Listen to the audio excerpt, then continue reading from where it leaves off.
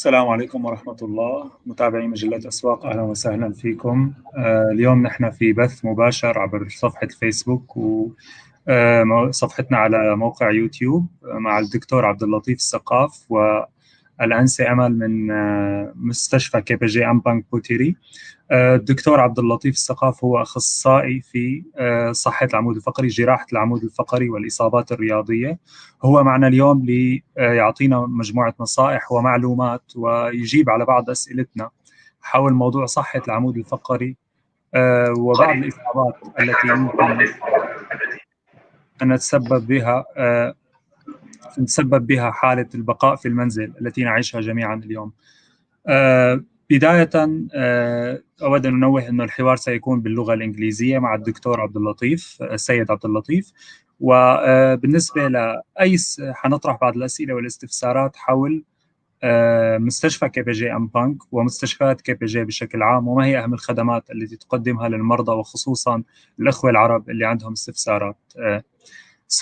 First of all, I would like to welcome Dr. Syed Abdul Latif. Hello, doctor. How are you today? Hello, thank you very much. Assalamu alaikum. Walaikum assalam wa rahmatullah. Doctor, can you start just by introducing yourself to our audience who are watching this live stream today? I can't hear you. Can you hear me now, doctor? Yes, yes. I was just introducing you to the audience, saying that Dr. Syed Abdul Latif is a surgeon and specialist in spine surgery and trauma surgery. So first of all, can we ask you what does it mean trauma surgery? What is trauma surgery or trauma injuries? Trauma means an accident, anything that causes injury. Okay, falling, motor vehicle accident, any of that is considered trauma. So when these cause an injury to the body, and if the part of the body that's injured is the general limbs, or the spine, then it usually comes to an orthopedic surgeon to be treated. Okay. So, doctor, first of all, I need to ask a question here regarding the COVID-19 that many millions of people are staying home for the last, especially in Malaysia, for the last 3 months. For you as a doctor, what are the negative effects of staying at home when it comes in terms of the spine health? Yes. Well, I mean, in spine health and general health, human being is not designed to just sit down at home and do nothing. So even if you are confined to the house, every individual needs to do simple exercise movements.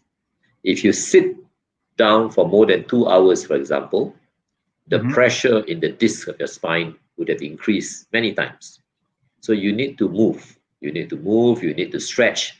So simple stretching exercises, simple walking, that will be beneficial to the general health of the patient and not just the spine. A spine especially would need stretching, would need, so you can achieve this in many ways. Simple yoga in the house, do more salat, because when you do your rokok in salat, that is exercise, okay? So you do these simple exercises, then that will keep the spine fairly healthy. Yeah. What are the main harmful practices that many normal people of us do when they are staying at home? Is there any specific harmful practices that we think is normal, but actually we are hurting our spine? Yes, eating too much. Okay, so basically you have to maintain your weight. When people are bored, it is a typical boredom problem. When we are bored, we eat. We got nothing to do, you go to the kitchen. So we must actually control ourselves, and we must try to eat healthy, and it depends on what we eat. If you need to chew on something, then you can chew on something that is low in calorie. So you don't go around eating things that are full of sugar and full of calorie. You chew on nuts, you chew on fresh fruits, you chew on vegetables. That's fine. So you have to choose what you eat. So we must be careful that we do not eat too much. And this is double jeopardy, because you eat too much and you don't exercise. So it's a double whammy here. Normally you don't eat so much and you go out and walk about and you burn up what you eat. But now you're sitting in the house, you're eating too much and you're not exercising. So this is actually very bad. So how can you just clarify here? How does maybe a slight increase in weight, how come it will affect the spine? Well, it is any increase in weight would increase the loading on the spine. And even it increased the loading, not just your spine, it increased the loading on your knee, on your ankle, on the whole body. Because let's say your weight is 100 kilo, for example, you're a big guy, 100 kilo. It doesn't mean that when you stand up, your loading on the legs and your spine is 100 kilo. You see, force is equals to mass times distance multiplied by the gravity that you walk. So which means that each step you take, the amount of force that loads onto your spine, your knee, your ankle is on an average 5 times your body weight. So if it's 100 kilo, we are talking about 500 kilo force loading on your knee each step you take. This is huge amount of force. So therefore, a 5 kilo increase in weight would mean about a minimum of 25 kilo loading force increase in your spine, your back, your knee. So therefore, it must be very careful not to increase the weight, because the exponential effect on the spine, the knee, the whole body is very high actually. Is it different when someone's weight is being increased because if they are practicing, maybe let's say someone is going to gym or someone is practicing some kind of sport? Is that different from the normal weight increase? Yes, of course there is. If I'm increasing muscle bulk from exercise, it's different when I'm increasing blubber and fat. Okay, it's obviously different. So when it is muscle, it is fine. It is the increase in weight, in muscle weight, is fine, but increasing fat in the body is very bad. Okay, so if you do exercise and you eat well and you increase muscle bulk because of the exercise, it's probably good for you, but not just any weight. Yeah. Oh, okay, understandable. Aside from eating, is there what are other harmful practices that people who are staying at home right now are doing normally? Well, I mean, we must think in terms of a general health. It must be your physical health, and it must be your mental health. So your mental health and outlook must be good. You must be targeted. You must have a plan ahead of what you need to do. Because people who sit in the house do nothing, they get depressed, and they get physically unwell. They also eat more. They get more weight. So that's bad also. Okay, or they sit at home and worry, unnecessary worry. Will I get the COVID? Will COVID come through my window? Will it come through my house? I mean, so we must have knowledge. We must have useful, correct knowledge. And there are people who sit in the house and they spend the whole day surfing the internet. And then there are lots of rubbish out there, lots of fake news, and lots of false information. So one should be very careful that you should subscribe to genuine news, proper channel, and then this will give you a balanced perception of what's going on. Because unnecessary fear, unnecessary worry is bad for you. So therefore, there's the mental health part, and there's the physical health, which is you must plan a regular exercise every day, whether it's walking around the house, whether it's praying more, whether it's climbing up and down the stairs. And there you can see lots of YouTubes of people doing all kind of things to do exercises in the house. Okay, and next is actually plan your diet. You have lots of time now. You plan your dinner, plan your lunch, plan the meals that you want to take, and they must be healthy meals, right? And last of all, this is an opportunity of a lifetime to interact with your family. This is God-given time, so you must make use of it. So always look at the positive side of everything, even whether it's lockdown or no lockdown, a positive side, and you come out of this a winner. If you are depressed, look at the bad side of everything. You're not going to win. You're not going to win. We have to win this. Yeah. So when you just mentioned that people should stretch, do more exercise, and all this, some people right now are working from home. So these people sit on their offices, even at home, for long hours, maybe 8-9 hours. Do you have any kind of advice for these people? Should they do some kind of practice during their work, or is there any specific way? Yeah, of course. I mean, sometimes the office chair is designed better, it's more ergonomic, and your dining hall table might not be ergonomic to you. So you must think about it. You must make adjustment.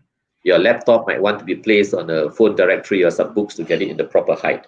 Your chair might need a cushion. And at the end of the day, you must try to make all this work and interaction in little segment of not more than 2 hours. Because sitting down for more than 2 hours stress the body. Okay? So every 2 hours you get up, you move, go and have a drink, come back, and then sit down again. So the sessions must be broken up. And just because you work at home, So they should try to do maybe a program every 2 hours. They have to stand up, stretch their bodies, take a little short walk, maybe. Yes, that's it. That's right. Absolutely right. Yeah. Okay. Another thing is, what are the normally, aside from staying at home right now, what are the main general problems that healthy people normally have with their spine? Aside from maybe dangerous sicknesses or anything, what are the main problems normal people, I mean, not very old people, let's say people in their 40s, 50s, what are the main problems they face when it comes to spine health? the main complaint that patients have about spine is pain. They have pain in the back, pain in the spine. Okay. And pain can come from many causes, of course. In the younger age group, there can be congenital causes. From you're born with a crooked spine, scoliosis, etc. You're born with abnormal spine.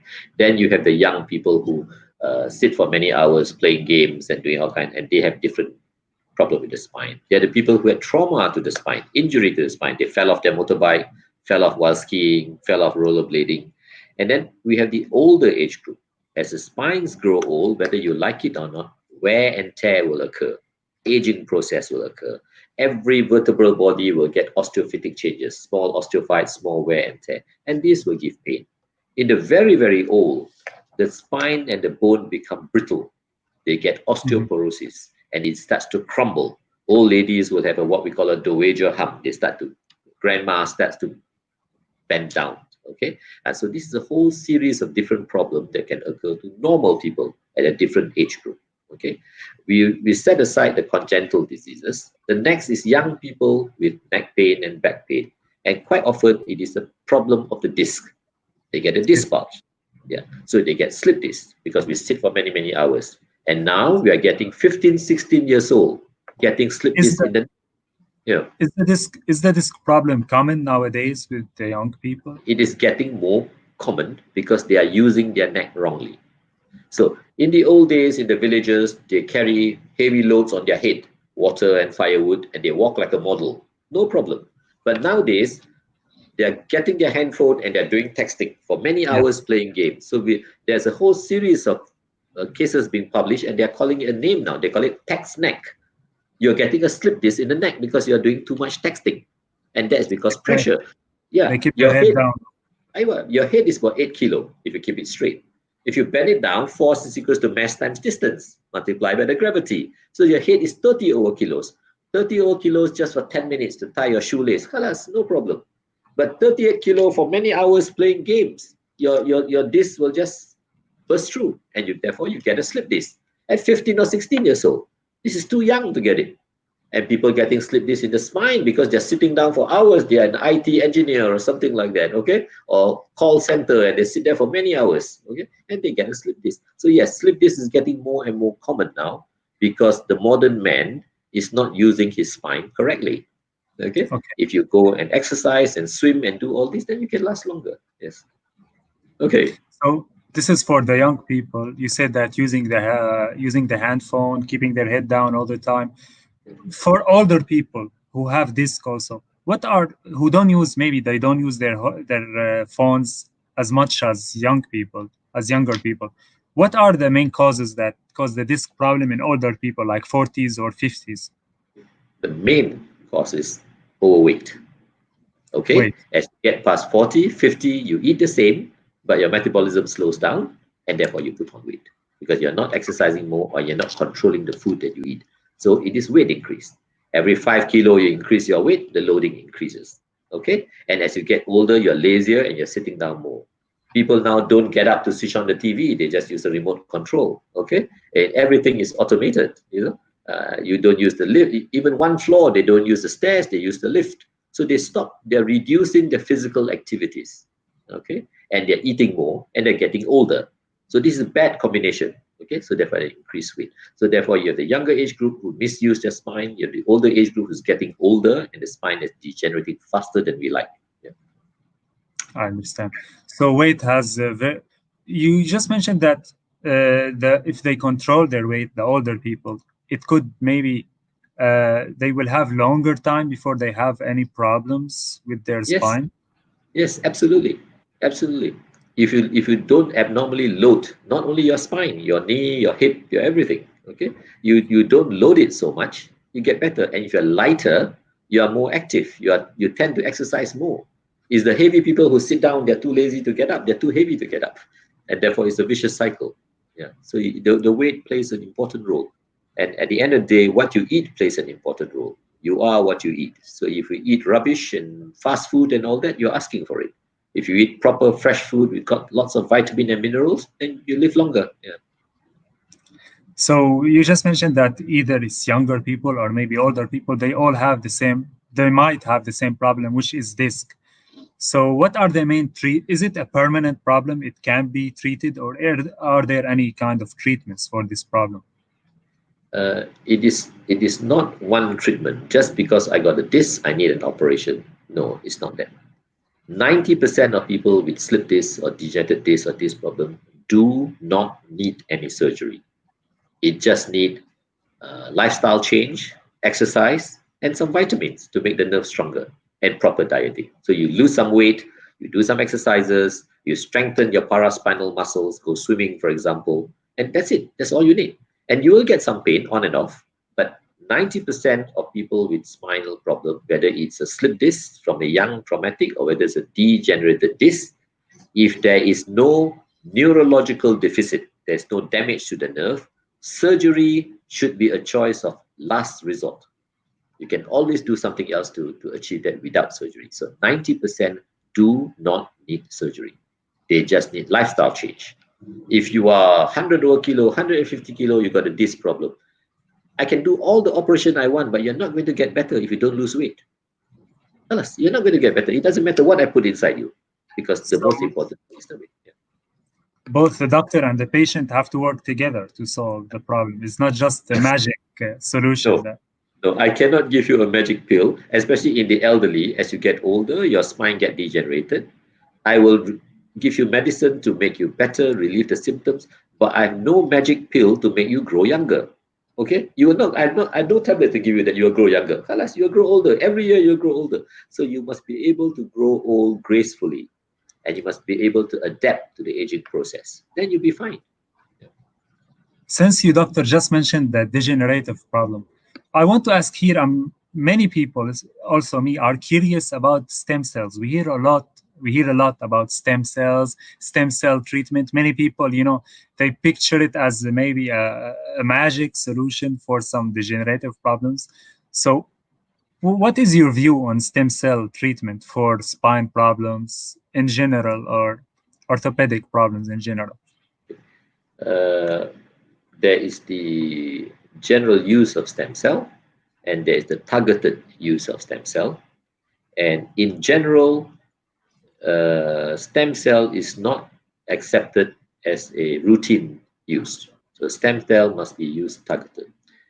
There's a misconception that stem cell is this magic cells that I give it to you, and it will prevent aging, it will make you grow younger, you'll repair all the damage you have in the body. I think it's not going to work that way.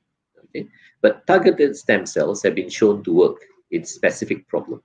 Okay, for example, and there are different types of stem cells. There are platelet-rich plasma, which is your circulating stem cells that's harvested by spinning your blood.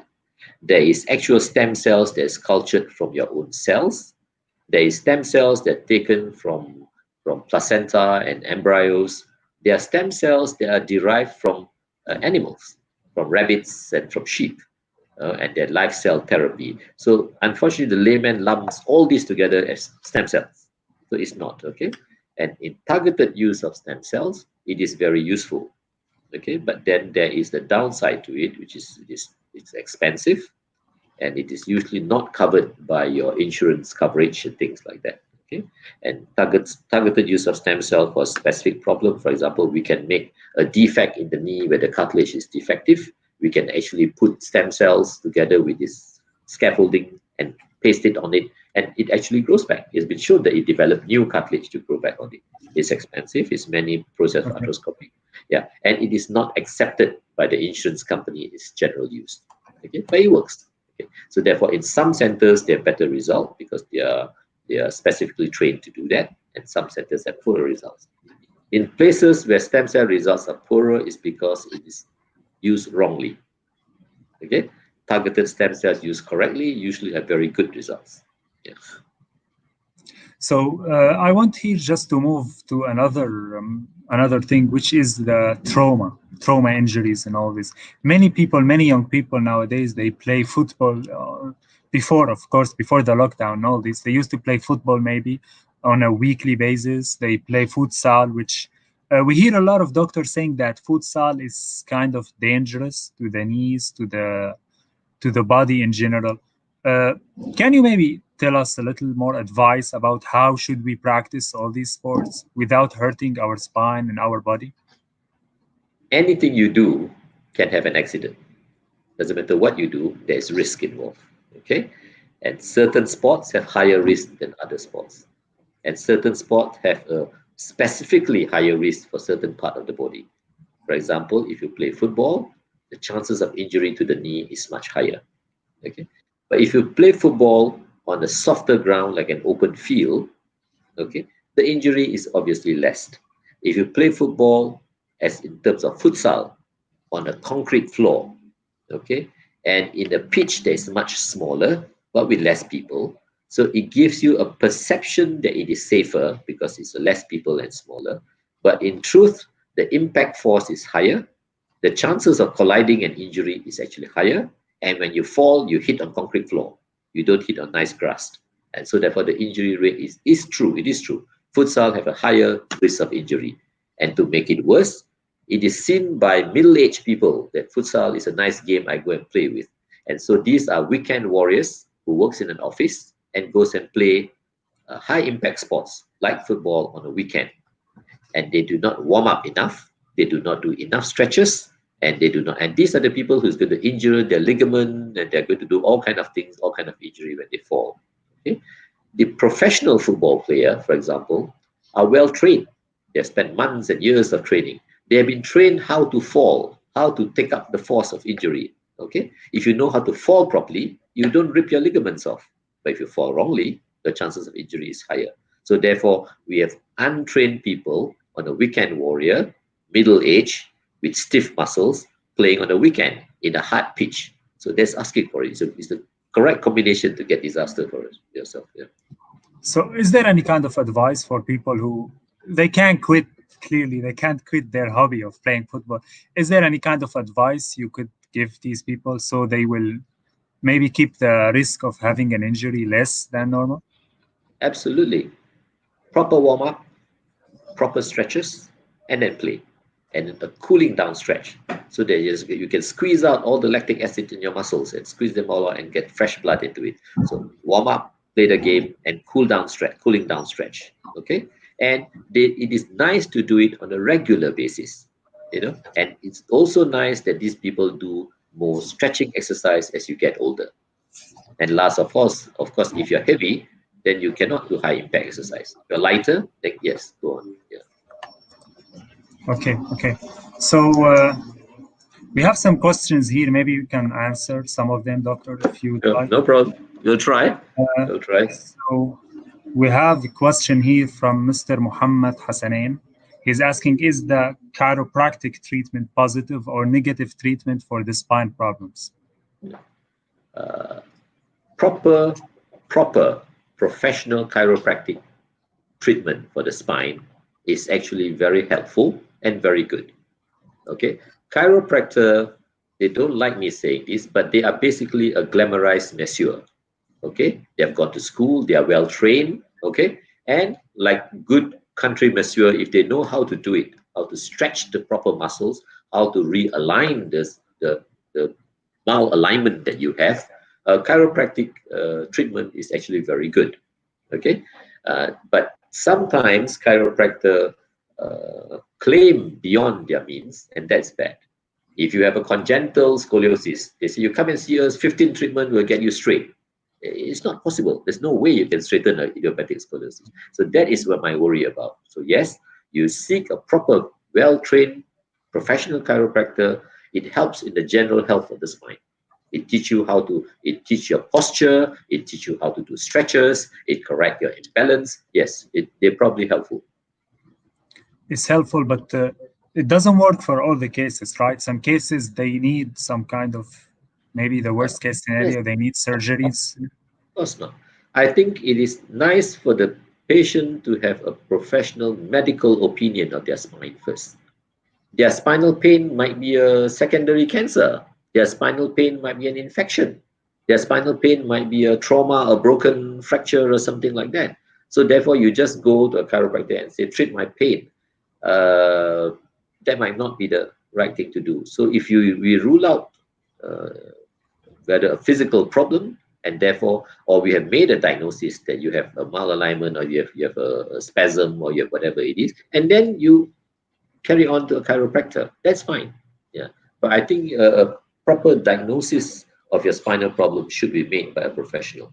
Yeah, but many people like to jump the sequences. You know, they have back pain, they find a physiotherapist themselves, or they go to a chiropractor themselves, or they go to a masseur in the village and have it done. You know, so that's the other way around actually. Another question here on Facebook from Miss Amal Sagittarius. She's asking, is using headphone for a long time, can it affect the neck and cause disc problems?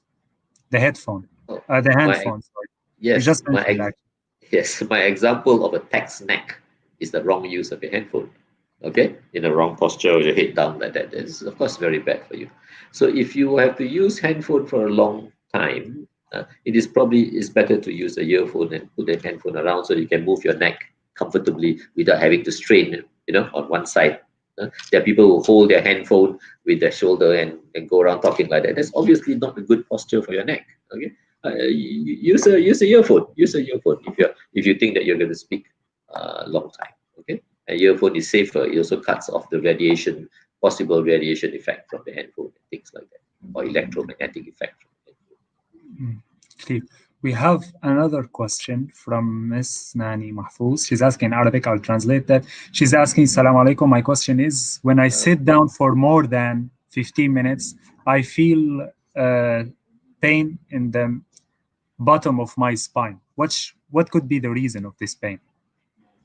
Okay, if she's young and she has that, she could have this problem in the back. Okay, or if it's just acute, just happened for a day, it could be some muscle spasm or something like that. But quite often it is a disc problem. So what she needs to do is, if it is a chronic problem, she should seek medical advice to find out what it is. If it's just a mild occasional problem, she should do gentle stretching, go take up swimming or something, okay? Gentle exercises, and then gradually increase the length of time you sit. First 10 minutes, then half an hour, and all that, okay? And always try not to exceed 2 hours any one time you sit down. And that usually should sort it out. If it does not, she needs to seek an orthopedic surgeon to have an assessment of the spine. So she, maybe, as you said, she has to do some changes in the style she's using to sit down, to move and all this. But if the problem doesn't go for someone who's sitting down doing nothing, then they have to check a surgeon, right? Orthopedic. Yes, that's right. Yeah. We have question from Miss Samah Tulaib. She's asking, what age would knee replacement best for osteoarthritis patient? Yes. So the older you are, the better the results of your total knee replacement. A modern total knee replacement in the elderly now usually can last about 20 years. So if I do it in someone who is 65 years old, in 20 years, you'll be 85 years old.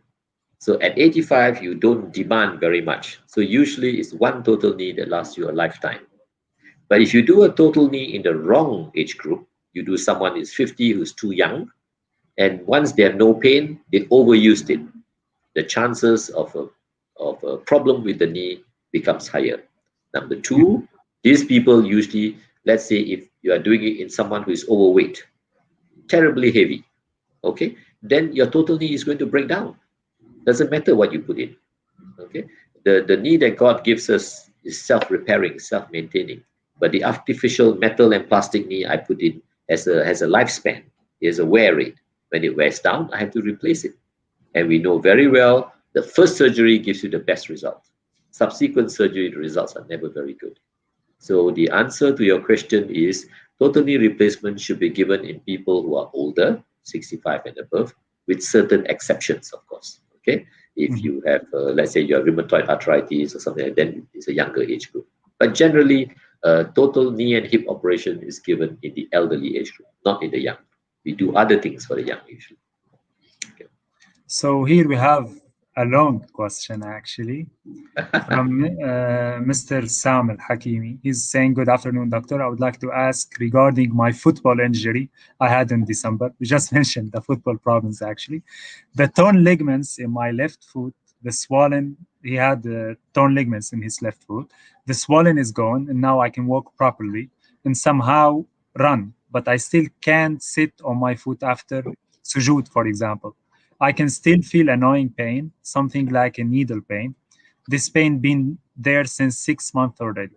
So Mr. Sam would like to hear some advice from you, if that is possible. Okay, so this time the injury is not knee, it is the foot. And the foot has many little bones, so I don't know which part of the foot, or is it the ankle, or is it which part of the foot that's injured. But the fact that he could still run, he could still sit in sujood, he could sit, probably not that serious. But I have no idea what the underlying problem is. He says it's a ligament. A chronic injury to the ligament can give chronic persistent pain that needs to be treated sometimes. It can be treated with steroid injection, it can be treated with radio shockwave therapy, it can be treated with some radio frequency, okay, or it can be treated by simply resting the foot. So depending on what kind of ligamentous injury. If the pain is enough to irritate him, and it's 6 months now, we could probably do an MRI scan of the foot and find out specifically which ligament is the one that is giving him trouble and what kind of damage we are talking about here. Then we can give a more targeted advice to what the treatment is. If the injury is mild, you give it enough time, the body heals itself. Okay, but if there's a specific injury that's more than that, then we should help the injury by doing something with it. He's adding, actually, Mr. Sam, in another comment, he's saying it's the ankle that is hurting right now. Yes, right. So the ankle, as I said, it depends on what ligament of the injury and how bad, whether there's an instability of the ankle or not. If it is just because of the injury and the scar that's giving him pain, sometimes some injection of steroid might help. If it is a little bit of chronic irritation or chronic laxity, then maybe for the time being he should play sports only with an ankle brace of some kind to help protect the ankle. But if otherwise they're still worried, then I guess an MRI scan should tell us what is the main problem. What is exactly the problem? That's right. Another question from Mr. Hamza Luhaishi. I have a flat fees and bunion. In case I undergo only bunion surgery for correcting it, do flat fees make them reoccur? Do you advise to undergo both surgeries at the same time? Yeah.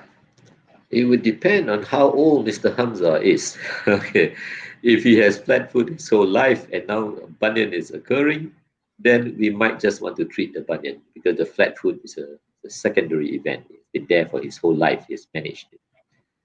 But if he has so much in-toeing, he's just walking inwards on his big toe, and that is the cause of the bunion, then if that is the cause, we might want to remove the cause. We might want to correct the flat foot. We might want to do an arthrodesis of the inversion or correct it. So I think he should have proper assessment of the foot before we decide on a surgery, especially if the surgery is burning bridges. We cannot go back to. Okay, if the main problem is just a bunion and nothing else, then a simple shaving of the bunion will probably give him a good cosmetic result.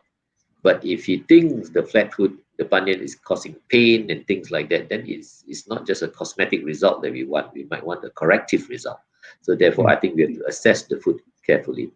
If facilities are available, he should go to a hand, ankle, and foot doctor because they are subspecialty of orthopedics. They just deal with ankle and foot, and they can give you proper advice.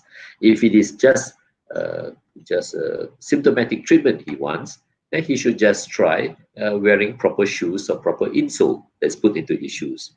In the house, he should not walk barefoot. He just walk with soft slippers, and that it relieves the pain or the discomfort, and that might be all the treatment he wants.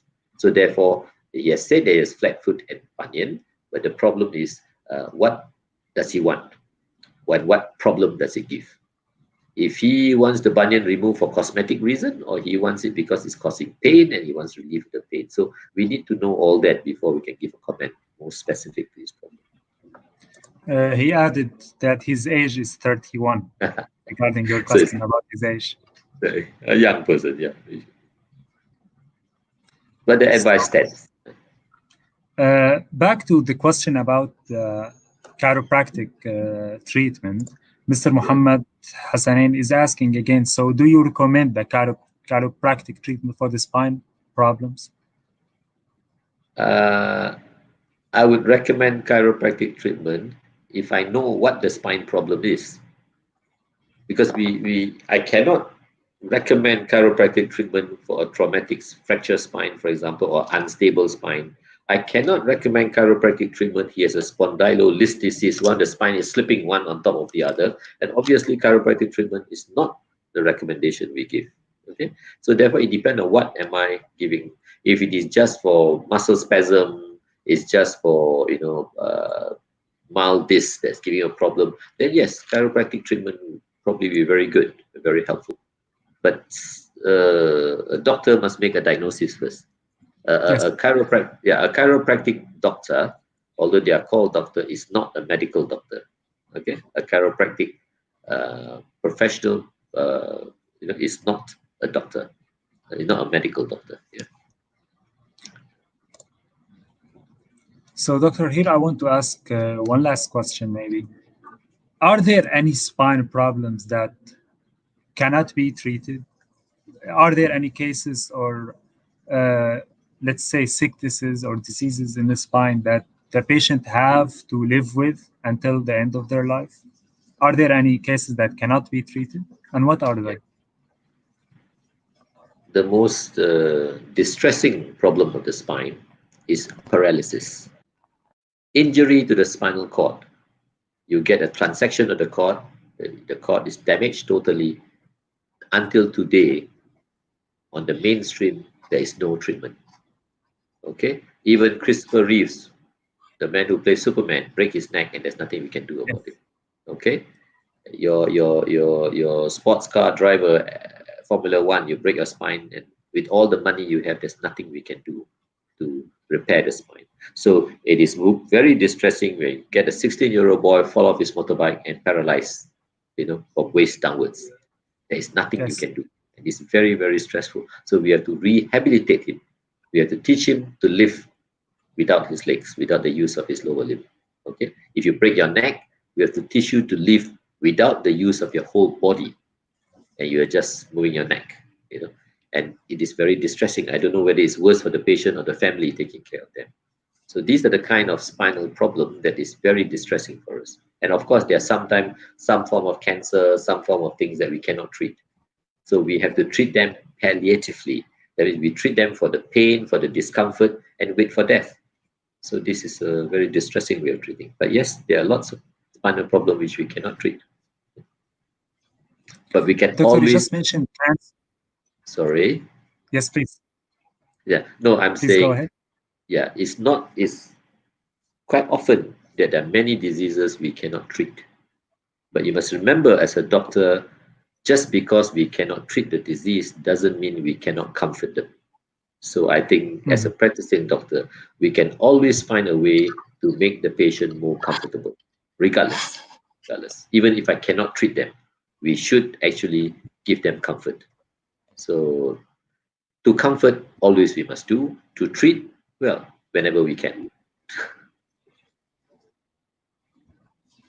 Understandable. You just, Doctor, mentioned cancer. I want to ask, how common is the cancer problems in spine?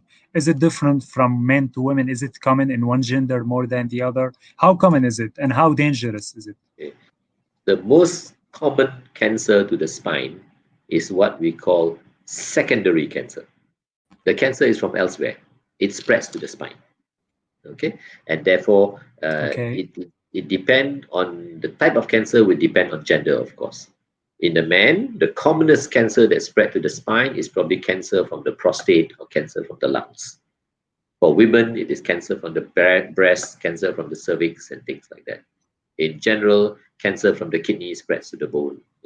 So therefore, the cancer of the spine is almost always a secondary cancer. It's very rare the primary cancer of the spine. Is it how much is the success rate when it comes to treating spinal cancer? Is it very dangerous? Is it?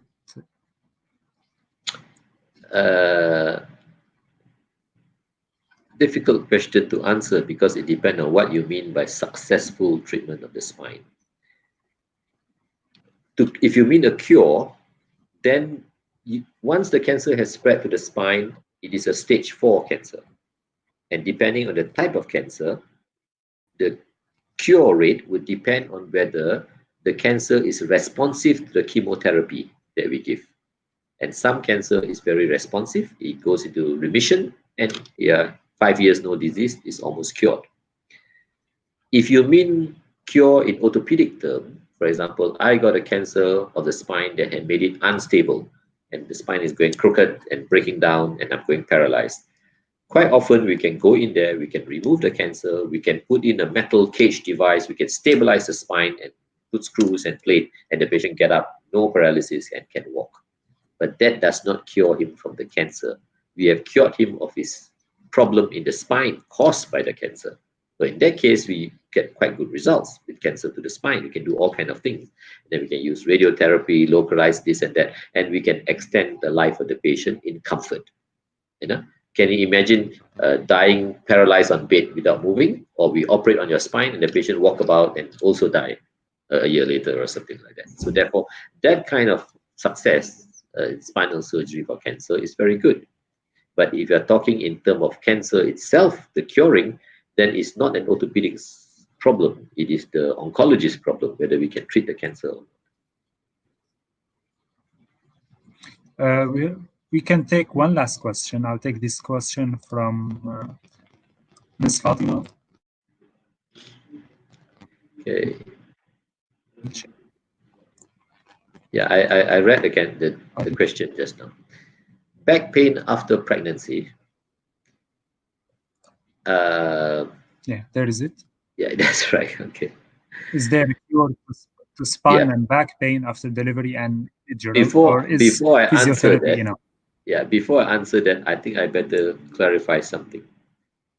Lots of women, when they get pain after delivery and after an epidural, likes to blame the epidural for the back pain. Oh, I got a slip disc and it's because of the epidural. But the epidural needle goes from the back of the spine through the skin until it reaches the epidural space of the spine, and we inject there. The disc is actually in front of the spinal cord in the body of the vertebrae. For the needle to injure the vertebra, the disc, it must actually pierce through the spinal cord, come out the other side of the spinal cord, then only it enters the disc. So therefore, if you get a slip disc after delivery, don't blame the epidural.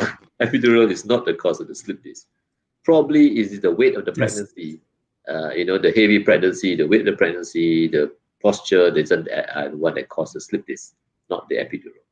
So if you get some back pain because the epidural has caused some adhesions or some scarring, that's a different matter. Okay. So is there a cure for spine pain? The problem would depend on what is the cause of the spine pain. If the spine pain is because of some muscle problem, some posture, some scarring, yes, probably we can cure it with just a series of medication, exercise, and treatment. If it is a very bad slip disc or something, then we might cure it by operating on the disc or something like that. Okay?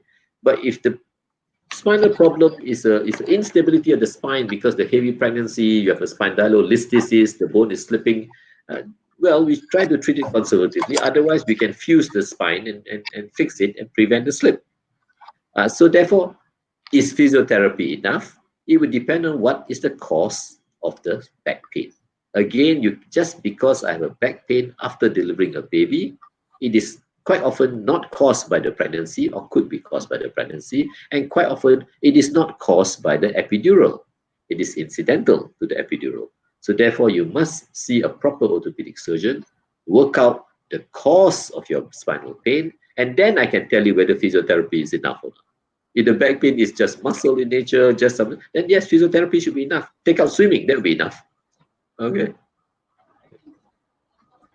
So now I would like to ask Ms. Amal some questions regarding KPG and tongue. If you don't mind, Doctor, I will ask in Arabic because many of the audience is in Arabic. I want them to understand totally what.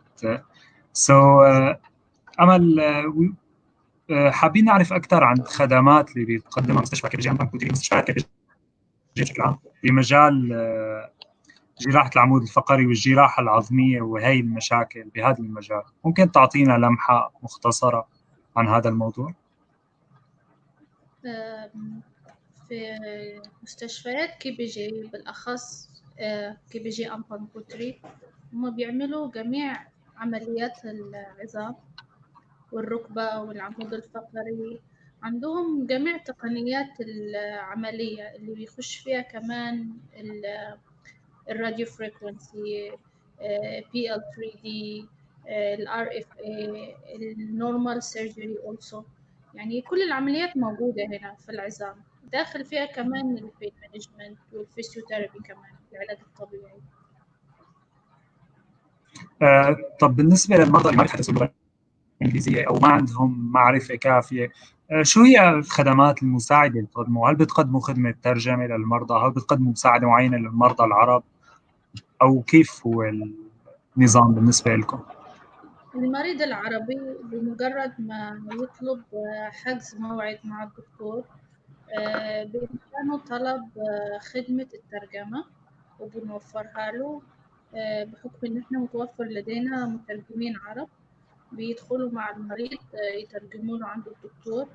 وفي كمان إمكانية إنه المريض لو في معاه مترجم، المترجم بيساعد في حجز دور المريض وتعبئة بياناته.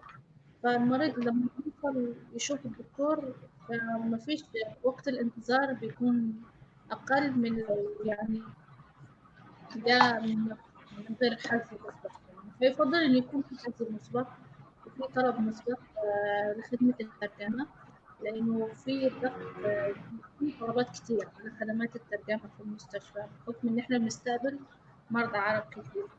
ولو حصل إنه مثلا مريض عربي جاي من دولة تانية، من ماليزيا، زائر سياحة، وأكيد طبعا هتكون معلوماته قليلة عن البلد، فإحنا بنوفر خدمة النقل من المطار للمستشفى أو من المطار للفندق أو من الفندق للمستشفى، نوفر دي الخدمة كمان.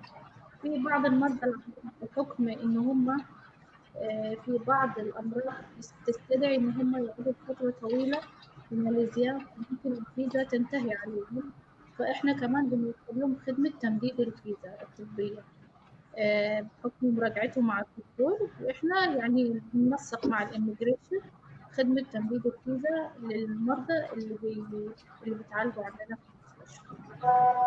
جميل جميل جدا. هل هناك في أي معلومات تانية حابة تقدميها للمرضى العرب؟ في شيء بتجيكم عنه أسئلة كثير من المرضى العرب حابة تكون توضحي عنه أكثر في هذا البث؟ في عندنا خدمة السكند اوبينيون، يعني مثلا في مريض يعني حابب يعرف هل المرض معين ممكن علاجه أو لا، فإحنا بنوفر خدمة إنه ممكن يرسل تقاريره الطبية in advance وإحنا بنعرضها على الدكتور، وبناخد من الدكتور الخطة العلاجية للمريض، وبإمكانية هل في إمكانية لعلاج المريض أو لا، وبنخبر المريض advance يعني نقول له في إمكانية أو لا والتكلفة كم هتكون. فالمريض لما بيكون خلاص عنده خلفية يعني إزاي هتكون طريقة العلاج وخطة العلاج والمدة الزمنية، فبيكون أوريدي يعني متخبر من الموضوع. تمام، واضح جدا. أعزائي المشاهدين اللي بتشوفوا البث هلا، احنا حنضيف في التعليقات أرقام تليفون وإيميلات للي بيحب يستفسر أكثر عن موضوع علاج والجراحة العظمية، اللي حابب يكون عنده أي استفسار عن علاج معين أو يتواصل مع مستشفى. رح نضيف بالتعليقات تحت أرقام وبريد إلكتروني للتواصل. بعتقد هون تقريبا هذا كل شيء وقت معنا لليوم. I would like to thank Dr. Dr. Syed Abdul Latif Saku for his time. Thank you, Doctor, so much for your advice, for your useful answers and information that you gave us today. Thank you very much. You're most welcome. Yeah. Thank you. I would like also to thank Miss Amal from KPJ. Thank you, Amal, for being with us today. شكرا جزيلا. وبدي أشكركم أعزائي المشاهدين ومتابعي صفحة أسواق على وجودكم معنا اليوم. وإن شاء الله حنكون معكم بالفترة الجاية بلايف ستريمز أكثر مع أطباء ومع كتير شخصيات من ماليزيا. حيكون في نقاش حول عدة مواضيع. نشكركم كتير لوجودكم ومتابعتكم الدائمة، والسلام عليكم ورحمة الله وبركاته. وعليكم السلام ورحمة